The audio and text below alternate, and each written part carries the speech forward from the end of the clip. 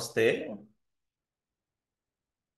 This symposium on Shaastric response to contemporary criticisms will start with a prayer.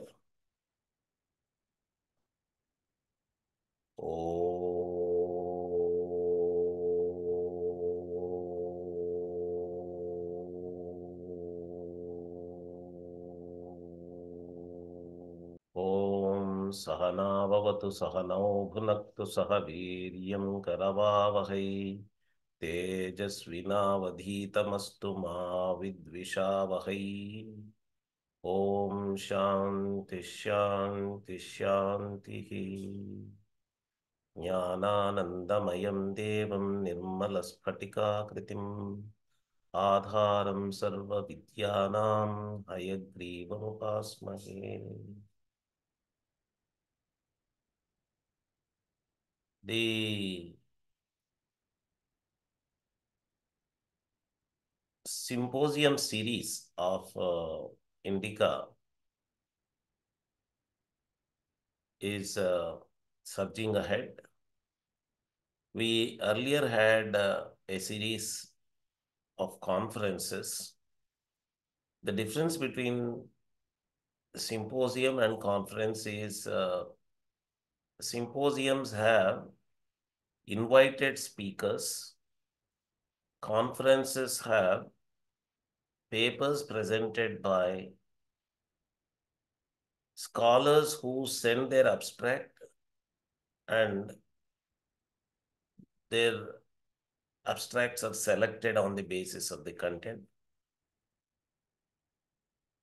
And most of our conferences have been physical. We include a Tirtha Yatra with the conference. Symposiums have, almost every one of the symposiums have been online only. During COVID pandemic, we had even conferences online, but symposiums have almost been online only. As always, the topic of this symposium also came from our founder, Indica's founder, Harikiran Vadlamani Garu.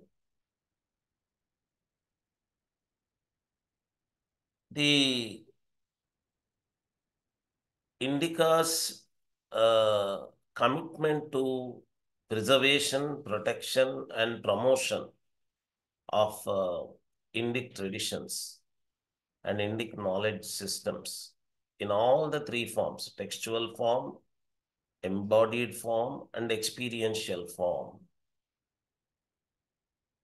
is very closely linked with this topic. As part of our commitment to preservation of Indic knowledge systems, Indica from the beginning has been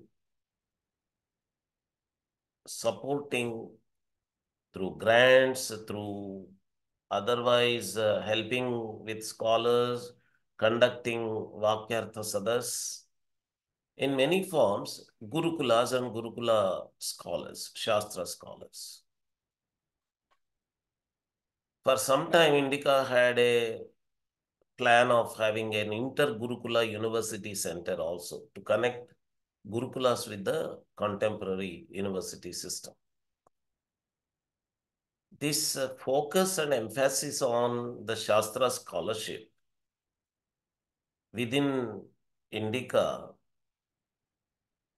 always had one kind of discussion among the observers of Indica and also the members within Indica. The question was, why do Shastra scholars mind their own business?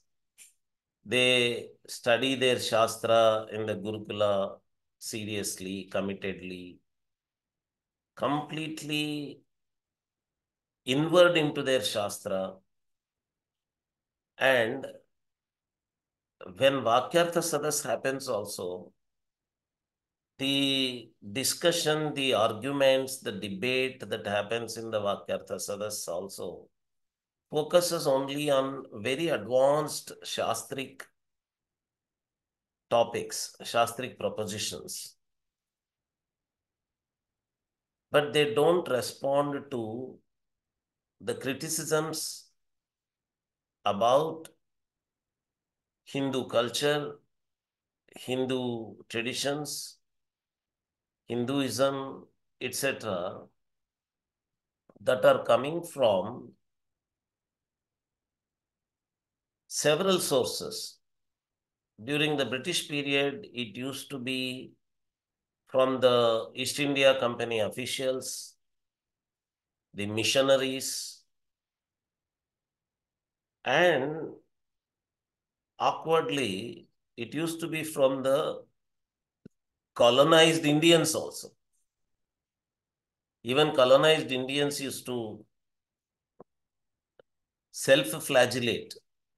That is, they used to criticize their own Hindu traditions.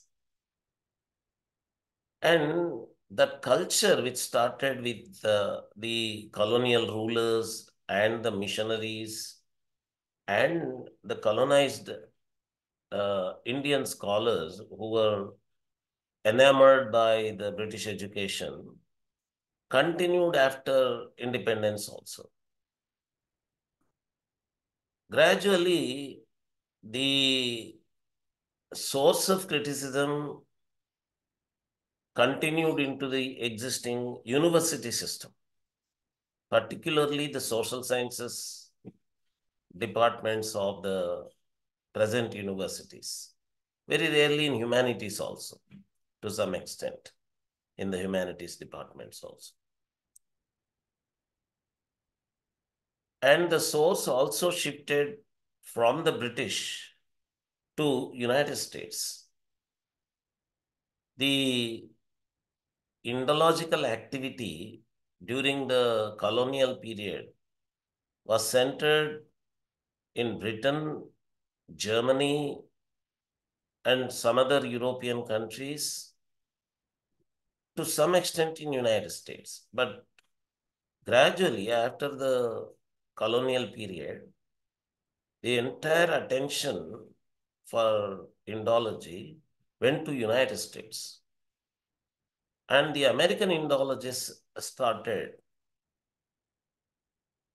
focusing on Indic traditions, Indic culture, and all that. Today, if we hear the word Indology, immediately that comes to the mind of people is the criticisms from Indological circles towards Sanskrit texts, Sanskrit traditions, Hinduism, and all that. But actually, I keep sharing with the many people that these scholars of American Indology who criticize Hindu traditions and Sanskrit traditions are very small in number. There are many Indophile and Hinduphile Indological scholars also in United States. Not just in United States. There is the world is so big. There are many other parts of the world also. Where the Indological studies are happening, Sanskrit studies are happening. Religious studies departments have Hinduism studies. Comparative religion departments have Hinduism studies. History of religion departments have Hinduism studies. There are separate Hinduism courses like in Oxford. So there's a very big, vast world where all this doesn't happen. This whole mischief or the noise that we hear criticizing Hindu traditions or Sanskrit language, literature, texts, and traditions, and all that, it is a very small circle. But because any time negative activities get highlighted more, they are getting a lot of attention. So, in any case, the question used to be why during missionary times Shastra scholars did not respond. While colonial rulers were criticizing Hindu traditions and Hinduism, why the Shastra scholars did not respond was the question. But today, in the symposium, in the next few hours, it's a long symposium. You're going to have a long symposium. We're going to see how, for example, Dr. Jammalammadaka Srinivas Garu, a Shastra scholar himself, is going to cover how Rajeshwara Shastri Dravidji, during colonial times itself, was responding to uh, the interpretations of Hindu thought, Dharma Shastra, Niti Shastra, uh, including Artha Shastra, all that from a very highly erudite and high level Shastra scholars like Rajeshwara Shastri Dravidji. People also know how Karapatre Swamiji, who also is a traditional scholar, used to respond to these things. And today, our own Pranav Kumar Vasishta, who actually is a technology person, his background is in Triple IT Hyderabad. Uh, he did his MTech there and was doing PhD there. But has a depth in traditional scholarship also, Shastra scholarship also. He's going to show how Karapatre Swamiji and others of that time, they were responding to the criticisms regarding law and legal opinion, legal views, judicial views, constitutional views, etc. Uh, a bridging between the Shastra scholarship and the contemporary scholarship. And there was another stream of criticism that was coming from what we call reformational movements, or in the contemporary syllabus, the people use the word in history, modern Indian history, they use the word Renaissance also. That includes movements like Brahmo Samaj, Prarthana Samaj, Arya Samaj, etc. These movements did not completely oppose Indic traditions.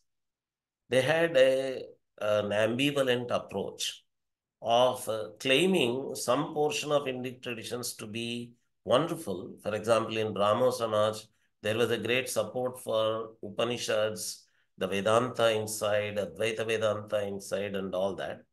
But they were at the same time very critical of uh, some of the traditional Hindu practices. They, influenced by the colonial thought, they used to use words like superstition towards those traditions. Arya Samaj is very similar, but Arya Samaj is favoring the tradition is much broader than that of Brahmo Samaj. Arya Samaj was in support of Vedas, all the four Vedas, not stopping with Upanishads, the Brahma Samaj does. And they supported Havan, Yajna, Upanishads, Brahmanas, Aranyakas. They supported a core of the Vedic tradition, but they were opposed to Puranas. They supported only Ramayana, the Itihasa, and the Mahabharata, the Itihasa, as two Itihasas only. That's all. But they, all the remaining Puranas, they used to consider to be completely concocted. They used to use a word Sanatani for all those who are not as reformational as they are in the thinking. They used to consider the Arya Samaj kind of people used to consider all these traditional scholars to be Sanatanis, uh, people who are orthodox, and they used to criticize many practices of Hinduism. Today, we have a scholar who is going to talk about the Arya Samaja's interpretation of Veda.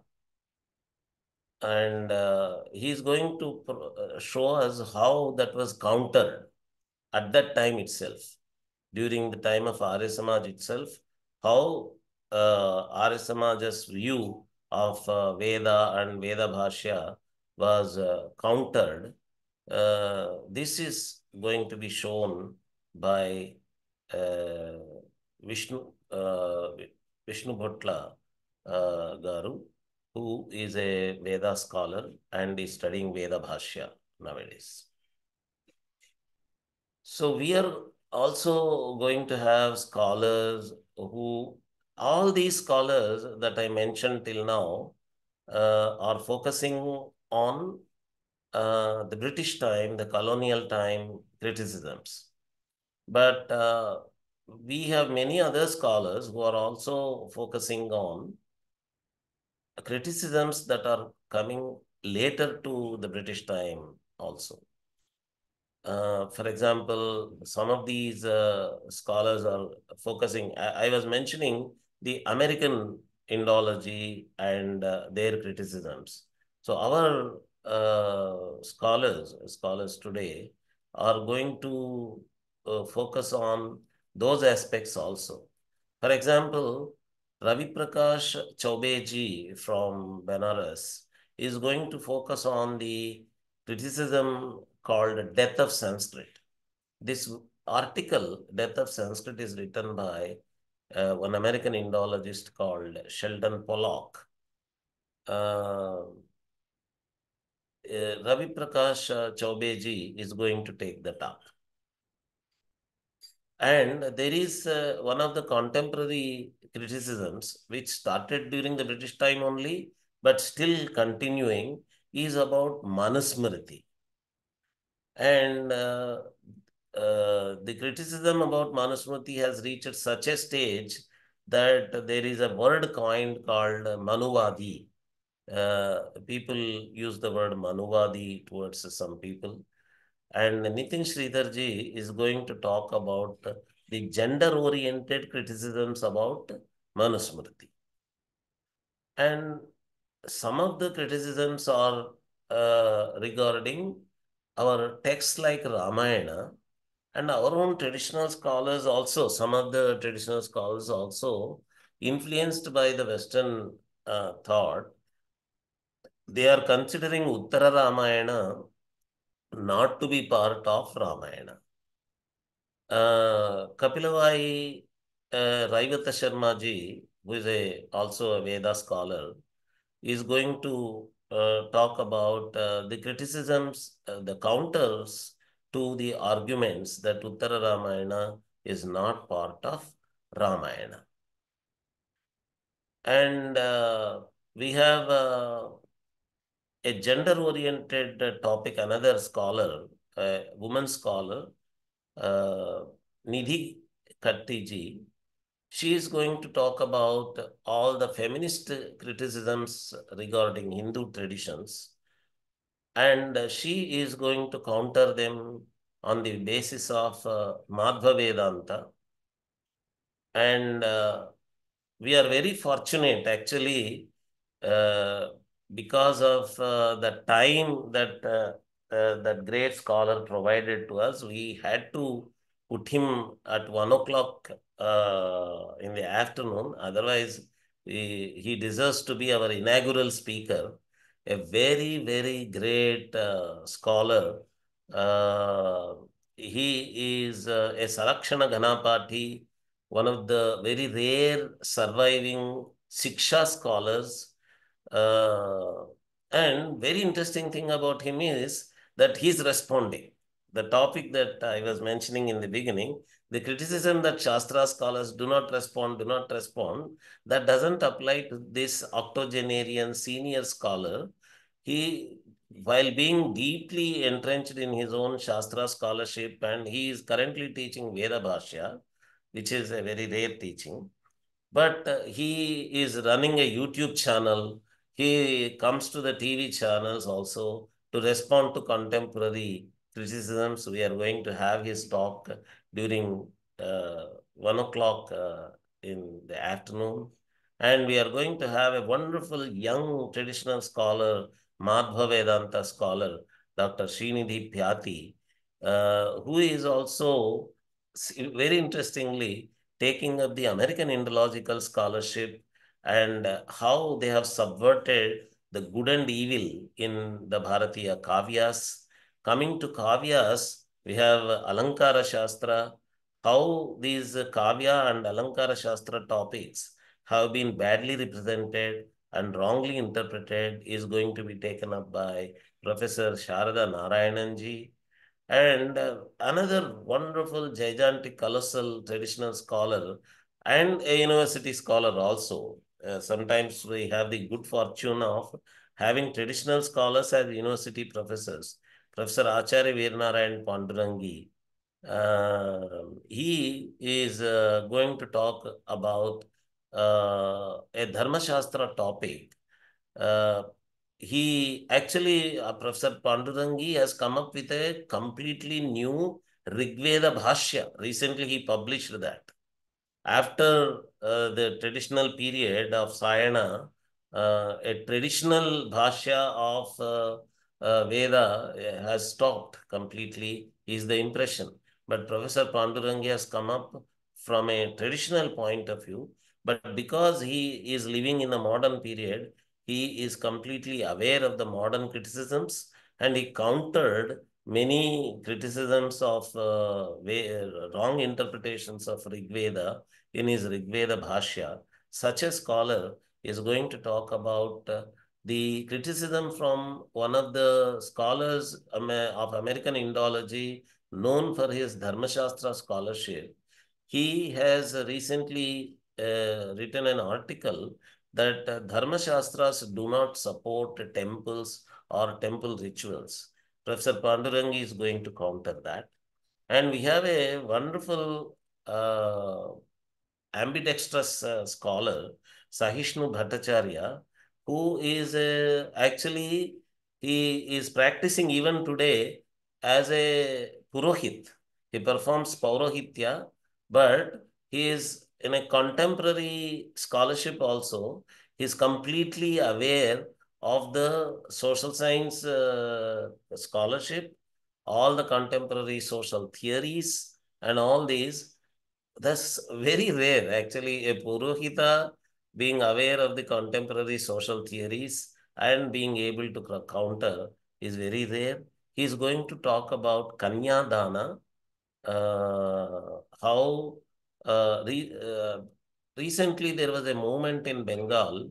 Some women Purohitas started, they were feminists, and they criticize that Kanyadana is a bad practice. It is actually patriarchal. It is converting a woman into a commodity and all that.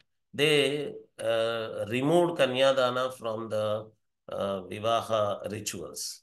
At that time, Sahishnu Bhattacharya, such a young scholar and a Purohit and a wonderful researcher in contemporary social sciences and social theory, he came up with a counter to those arguments and showed how Shastra has a different view on Kanyadana. What is the actual traditional view about Kanyadana? Because currently he is living in Austria on a certain project that is happening in Austria. He will join during the evening to match his time zone. So he is going to talk about Kanyadana in the evening. So this is the recipe. This is the menu, I should say, for the uh, uh, sumptuous meal of this symposium. Wonderful talks are going to be there to show how Shastra scholars do not keep quiet. Shastra scholarship does not shut its eyes towards the criticisms towards Hindu traditions and Hindu culture. While introducing, during the introduction of this symposium, I was mentioning how there is an allegation that Shastra scholars do not respond to the contemporary criticisms. But I have uh, always seen Shastra scholars being aware uh, that there are some criticisms. But why this Shastric response, taking it up as a Purva Paksha and doing the Khandana and then doing the Siddhanta, all this doesn't happen in the regular Vakyartha Sadas and all that is that the criticism itself is not in a Shastric way. Criticisms are generally in a very divergent way, completely digressing way to the Shastric discussion. For example, let us take up some of these criticisms that are floated. Actually, we in Indica conducted a survey of what are these criticisms. And from the survey, what criticisms have coming to come as a list, I will show. For example, there is this Brahmanical hegemony as a criticism. Brahmins have been hegemonizing. They have been dominating the other castes is a criticism. How can a Vakyartha Sadas or how can a Shastra discussion take up this kind of a topic as a Shastra topic?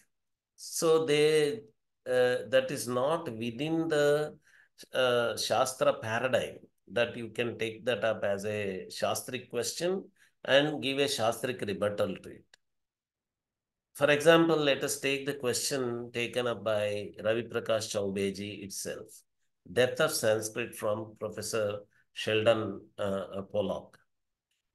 How can a Vakyartha Sadas discussion where a Shastric proposition is taken, a Shastra statement within the Shastra proposition is taken, and a Khandana and Siddhanta is done, how can this kind of a completely divergent topic that, oh, no creativity has happened after 1800, Shastra scholars do not get into these chronology details of 1800. Vakyartha Sadas does not happen that way. It happens completely ahistorically, synchronically. They discuss a particular Shastric concept, they take up a Purva Paksha and they do Khandana and then they come up with their Siddhanta.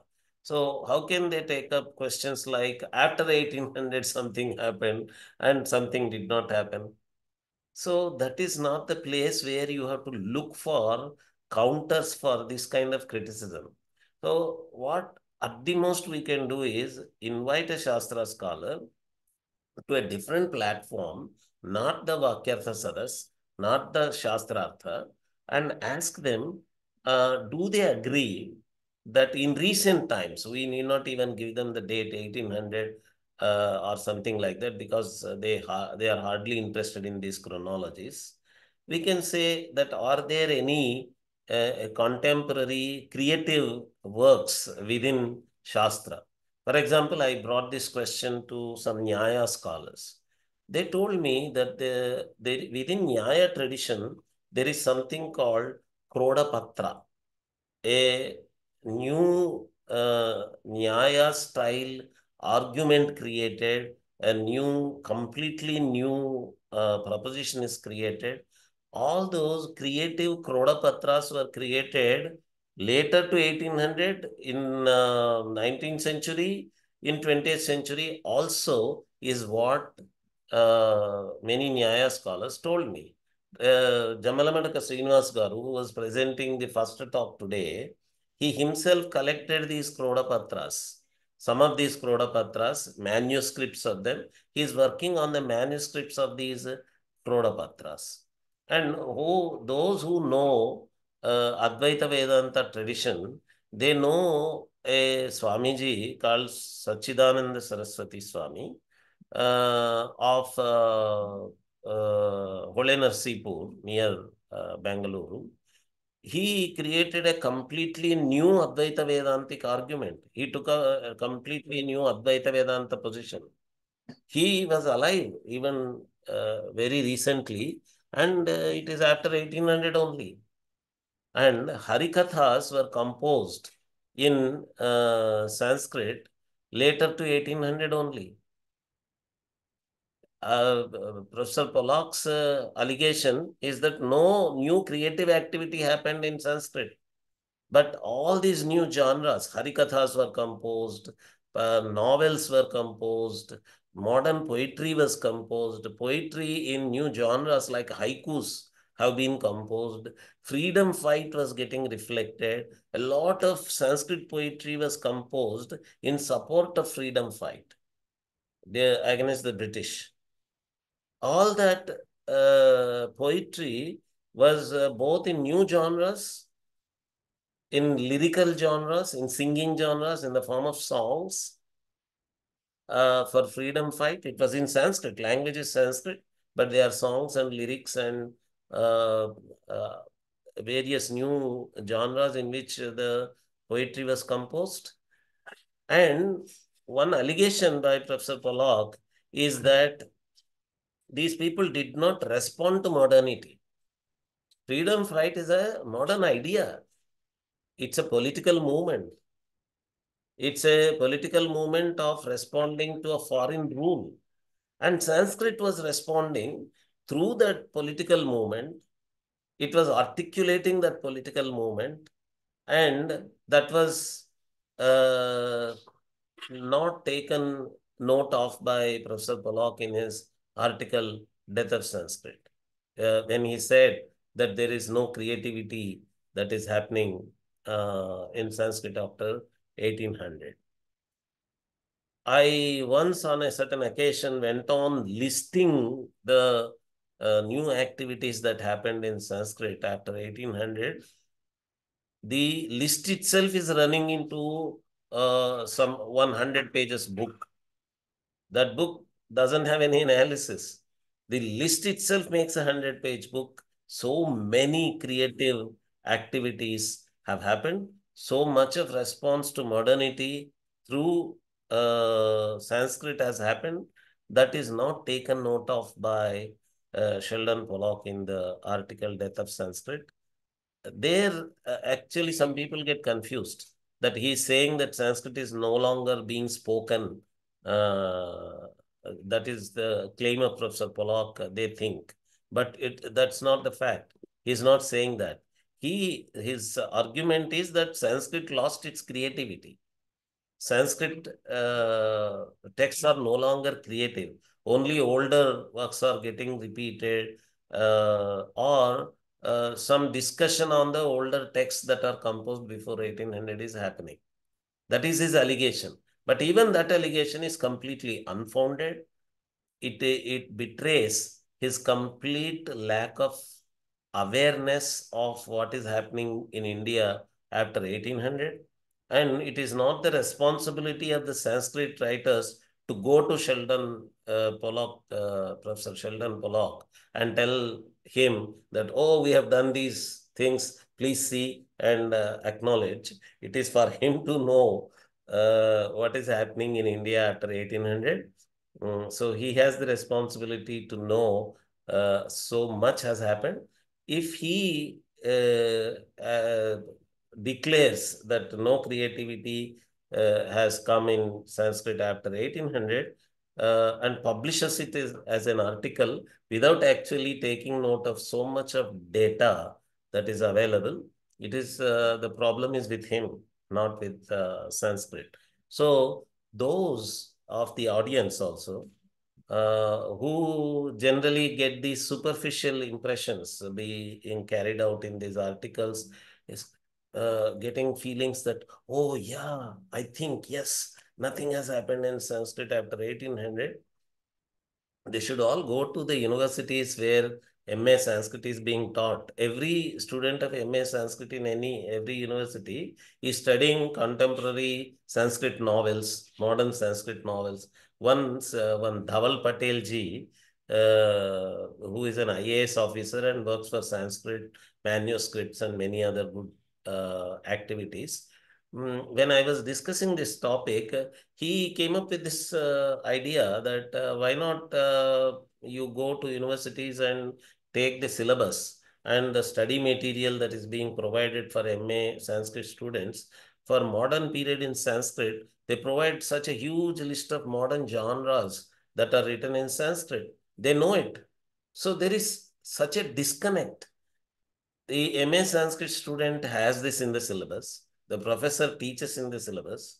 And suddenly they read an article called Death of Sanskrit, which says that in modern period, nothing happened newly in Sanskrit.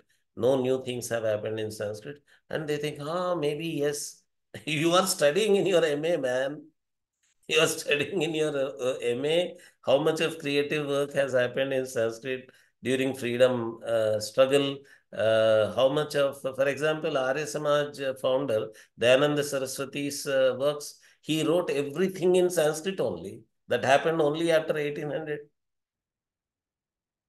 And that is actually a modern activity because he is not doing anything that is a beaten track, a repetition of whatever has happened. It is all new things that he is mentioning. And all those new ideas that he is proposing, today we are going to have a counter to Arya Samaja's Bhashya.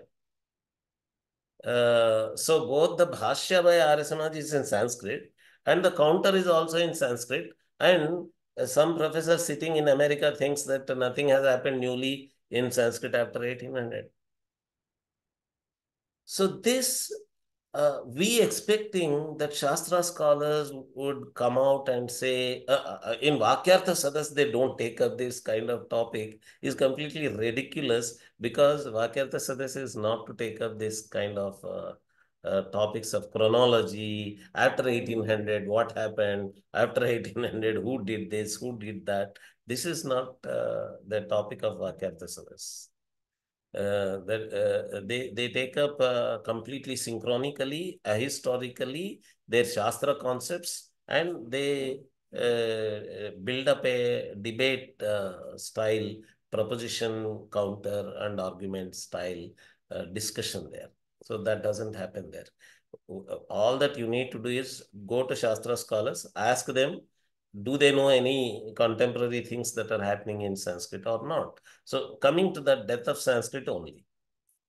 To the other topics, like say, for example, uh, the uh, topics like caste discrimination, and all that a traditional scholar, Shastra scholar, would want you to do is he asks you to give the shloka, which is misinterpreted.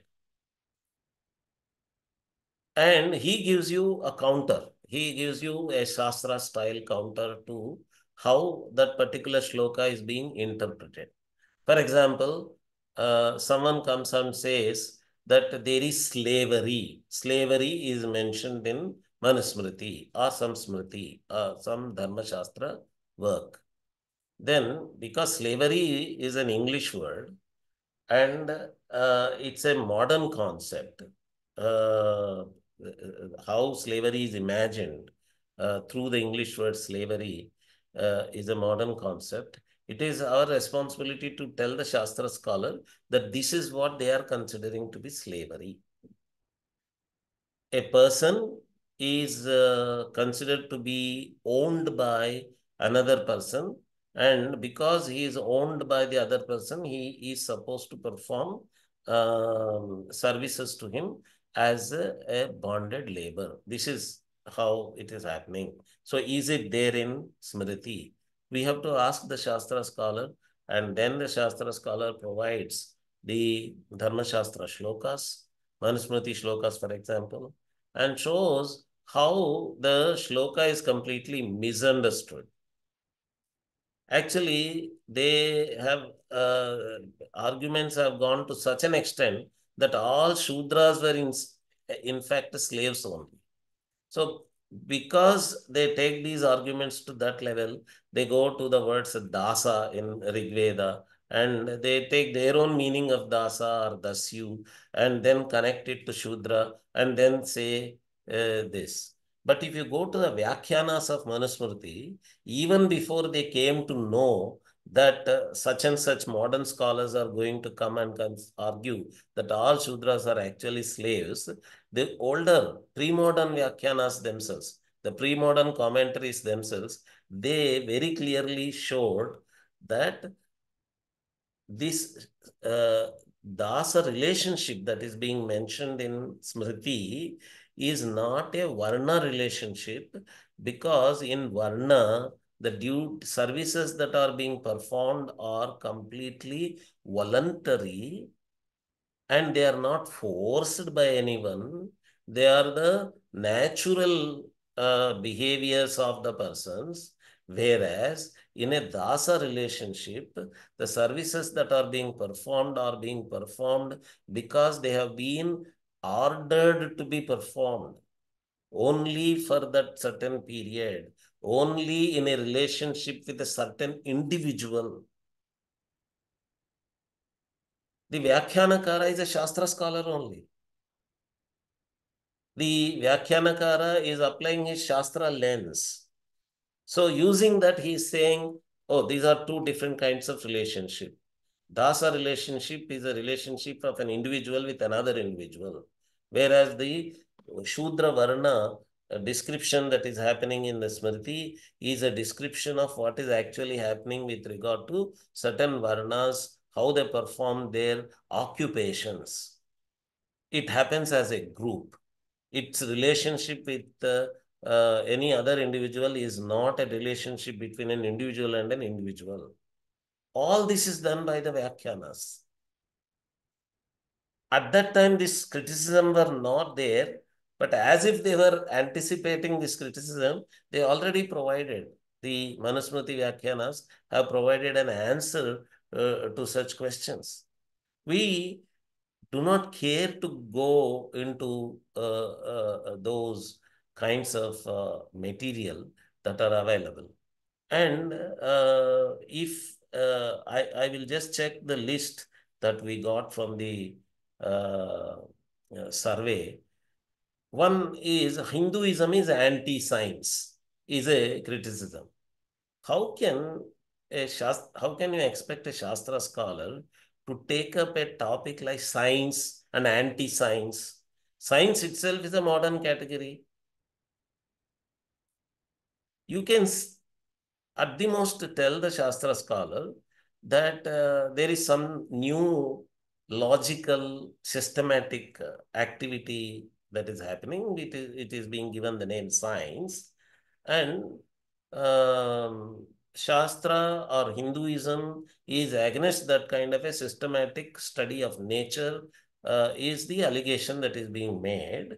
Then the Shastra scholar will be able to come out with his counter arguments to such arguments. He will be able to tell you that Shastra that we are doing is also a comparable activity. The science that they are doing and the Shastra that we are doing are two comparable activities. If the Shastra scholar comes to know that in the history of Europe, when science was newly emerging, the Christian authorities were opposing the emergence of science because they thought that science is opposed to faith. And that is where science and religion conflict started. Then if you tell a Shastra scholar that such developments happen, they do not know, they are not aware. They are not interested in those chronologies of European history and all that also. They have their own business. We should not look down upon those who do not care for these chronologies and all these things. Does everyone study everything in the university also? Does a physics person study history the way an MA history person studies? Does a zoology scholar or a botany scholar study history the way a history department of the university studies? It's a problem of specialization. They have their own business. Shastra scholars have their own business.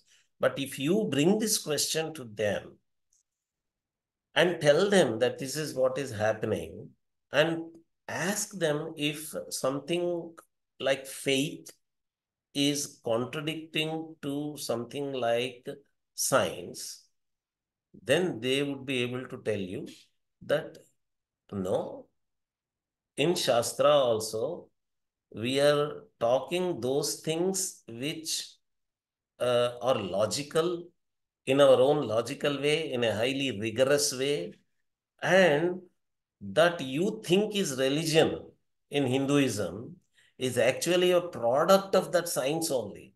So, as far as Hinduism is concerned, religion is science itself. Science is practiced as religion here. I'm loosely using these words, science and religion here. Shastra is the word for science, and religion is the belief, the rituals, the karma kanda, and all that. So if you talk to a Shastra scholar, he says, oh, when I do the karma kanda, I'm not doing it just because I have faith in it. I am doing it because I know the entire Shastra behind it. That is why I'm doing this. So there was no time in the history of Hinduism when there was a conflict between science and religion, because there is nothing like, oh, it is karma kanda, so Shastra is opposed to karma kanda. That kind of thing did not happen. So you have to, to use the contemporary word, you have to flag the problem. You have to flag the problem to the Shastra scholar, educate the Shastra scholar about the problem in the way that he can understand the criticism that is coming up. Then Shastra scholars are open uh, to correctly answer those questions from the Shastra point of view. You expect that the Shastra scholars, minding their own business, should come up to you and answer your questions without actually telling them that these are the interesting questions that are coming up. So these criticisms that Hinduism is against science and all these things, they are uh, within the university system, within the contemporary educational system only, because they are actually copying these problems from European history, and they are bucketing all religions as a religion. In contemporary times, all this critical analysis of this vocabulary is happening. Religion, what is religion? Is Hinduism a religion? All this critical analysis is happening, and that critical analysis, if you go to the way it is happening, if you tell a Shastra scholar, he would definitely admire it. He would definitely appreciate it. Oh, this is interesting that people are doing such a critical analysis of the semantics of these words, how that word is used, in which context it is used, how wrongly what we call Hinduism is being called religion. All that he appreciates, he admires, because he does a similar rigorous analysis of vocabulary, word use, and all that in his Shastras, in Vyakarana, in Nyaya, in Mimamsa. So he admires it. And he tells you that this kind of vocabulary use and semantics problems that you are facing because Hinduism is being called a religion, it is emerging because they have such a problem in their history, in European history. Okay, so the how Shastra itself is reflecting in the form of karma kanda. All this we have to take to the corridors of universities and modern educational system. One of the problems just 2 days ago, Professor Pandurangi was flagging to me. There was an article in the print. Kancha Ilayya wrote that article. His argument is that Sheldon Pollock actually, interestingly, he starts, the order is Doniger, Trusk, and Pollock. Trusk is a very junior scholar. She has recently started writing articles. And Doniger is a very senior scholar, and next comes Pollock in seniority, but he puts Trusk in the middle. Actually, we should say that Trusk has become, Audrey Trusk has been successful in projecting herself to the level of Doniger and Pollock by doing all the kind of attention attracting, sensationalizing kind of criticisms that she has done towards Hindu culture. So he lists it that way in the print article. And then he says they did not kill Sanskrit, only Brahmins killed Sanskrit. Here, if you put this statement to a Shastra scholar says, first of all, to say that somebody killed, you have to have the killed product. That is, you have to agree with the statement that Sanskrit is killed, it is dead. There is nothing, actually, there is no death of Sanskrit. If you do not agree with the statement that there is death of Sanskrit, where is killed, who killed, what? So the very title of the article completely goes for a toss. If you go with a Shastra kind of arguing style and say that, okay, no, no, no, he's saying killing. What is killing? For killing to be agreed upon, we have to have that killed product. What is killed? Sanskrit. Is Sanskrit killed? First of all, who killed? Who killed is the next question. Is Sanskrit killed? So if Kancha Elaya means that Sanskrit is not in such a big vogue the way it has to be there, or Sanskrit is not being encouraged, Sanskrit is not being studied and all that. He has to come up with the data of how many people are studying Sanskrit, how many people are not studying Sanskrit, is there a revival of Sanskrit that is happening or not. Samskrita Bharati, an organization, has revived Sanskrit speaking in such a big way that is not covered. And Sanskrit speaking has always been there in the traditional Gurukulas. They have been speaking only in Sanskrit. That Sanskrit is a completely different kind of a Sanskrit than the contemporary Samskrita Bharati kind of Sanskrit. That has always been there. And Sanskrit is being studied in so many Sanskrit universities and Sanskrit departments of various universities. Who killed it? But if there is a negative opinion on Sanskrit, if people are not studying Sanskrit the way one would like it to be studied, one would like the degree of studying Sanskrit to happen, it is because of the demonization of Sanskrit. Demonizing Sanskrit is happening. So, result of demonizing Sanskrit is the uh, lesser and lesser interest in studying Sanskrit in some corners of the society, in some parts of the society. Who is demonizing Sanskrit? Did Brahmins demonize Sanskrit? It is these scholars. For example, Professor Pollock uses the word expression Sanskrit is toxic. And because he has got his friends in the Indian universities, in social sciences and some humanities departments, they parrot these words like Sanskrit is toxic. And if it percolates down to the students level, young students level, if they get this idea that Sanskrit is actually toxic, then who would love to study a language which is toxic?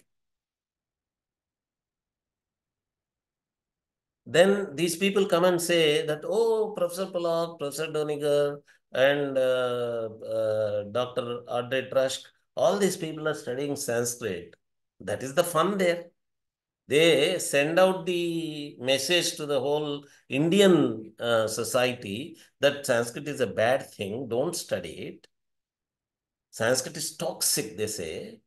And then they study Sanskrit, and the diaspora Indians there, they, because they themselves did not study Sanskrit, they go to these people, and the authority over Sanskrit texts and Sanskrit scholarship is taken into the control of these people. That is what Raju Malhotra ji and others have been saying, that this is a strategy. So is Kanchayalaya talking about all these things? Is Kanchayalaya talking about the indirect effect of demonizing Sanskrit being done by these Indology scholars? Actually, these Indology scholars who say that Sanskrit is dead are confessing that they are autopsy professionals because they themselves are studying Sanskrit which is dead. So they are studying a dead material. And a dead material cannot be toxic if it is not in use. If Sanskrit is toxic, how is it toxic? If it is not living, if it is living only, it can be toxic. Its toxins can spread. If it is not living, how can it be toxic? Such logic comes from Shastra. If you go to a Shastra scholar and say that such and such scholar is saying that Sanskrit is dead and Sanskrit is toxic, then Shastra scholar would say, how can a dead material be toxic unless it is not buried or burnt away? A dead corpse, a corpse which is a dead body can be toxic. Definitely, all dead things are toxic only, but it cannot be toxic uh, if it is already buried or burnt away, cremated. If it is still in use, then how can it be dead? So these things, the word toxic that he is using in a completely different sense. He is talking from a social justice point of view that Sanskrit texts have material which lead to inequalities and all those things. What is inequality? What inequalities the Sanskrit texts actually are leading to? He has to come and actually do the field work here. How much of Hindu real living on the ground is the consequence of a Sanskrit text? He has to do all that. And a Shastra scholar would ask for all such details if such a claim is made by any scholar. So I am just sampling from the list that is being made. Modern scientific inquiry is incompatible with Hinduism. Hindu philosophy inherently leads to a social hierarchy and oppression due to inequality. I have got a whole list of these criticisms that are that we collected from people who said that there are these criticisms. So the only point that I can uh, make is that if you want Shastra scholars to respond to all these funny criticisms, first of all, there has to be a translation. For example, if you want a Bengali person to respond to what is said about Bengali in English, you have to first of all translate that English material into Bengali. Shastra is also something like Bengali. It's a language. It's a system. You have to first of all convert these modern contemporary criticisms into the Shastra language. Or the Shastra scholar should be able to come and understand this language, the contemporary language that they are saying. Then only there can be a Shastra criticism, Shastra counter to the contemporary criticisms, which are most of these are completely unfounded criticisms. So uh, the whole problem is if a contemporary person comes and counters the criticisms that are being done by American Indologists or the other anti-Hindu, Hindu-phobic forces, they say that, oh, we talked to Shastra scholars. They did not say anything. This was actually Professor Pollock's claim also. That was what Raji Malhotra was presenting. He shows off that he went to Sringeri and gave a talk in Sanskrit. Then the Peethadipati there did not criticize him. So whatever he is saying is completely correct. How funny this is. Mr. Pollock make all the allegations that he is making about Sanskrit. For example, did he stand in front of Peethadipati, Bharati Tirtha Swamigal or Vidhushekara Bharati Swamigal and make his statement that Sanskrit is toxic? He made some other talk there. And then he says, because Bharati Tirtha Swami did not respond to me, Vidhushekara Bharati did not criticize me, he did not counter me, it means that he is agreeing with all the allegations that I am making. How ridiculous, how illogical. He should have made all these allegations in front of them. There is a Sanskrit talk by Bharati Tirtha Swami in a very Shaastric way. He argues against the argument of death of Sanskrit, but it is a different kind of death of Sanskrit that he is talking about. He is not talking about this later to 1800 kind of Professor Pollock's argument. He is only talking about the argument that Sanskrit is not living. It is not being spoken. It is not in use. Taking up that argument, Bharati Tirtha Swami gave a Sanskrit talk, a very long Sanskrit talk. In a very Shastric way, he completely blasts point by point, the way rigorously any Shastra scholar would do. He blasts the impression that Sanskrit is not living among people. If you make that argument, if you make your Purva Paksha in front of Peethadipati, then he will counter. But you have made all these allegations in your own articles somewhere, and Swamiji is not aware that you have made these allegations. And in front of him, you will say Sanskrit is great and all that. And then Swamiji says he gives you a fruit and blesses you. And then you go around saying that because they did not counter me, I am not countered by Shastra scholars. Is this not funny? So, Shastric criticism can happen only when Shastra scholars are aware of these criticisms. We are making that. We are making these criticisms reach Shastra scholars.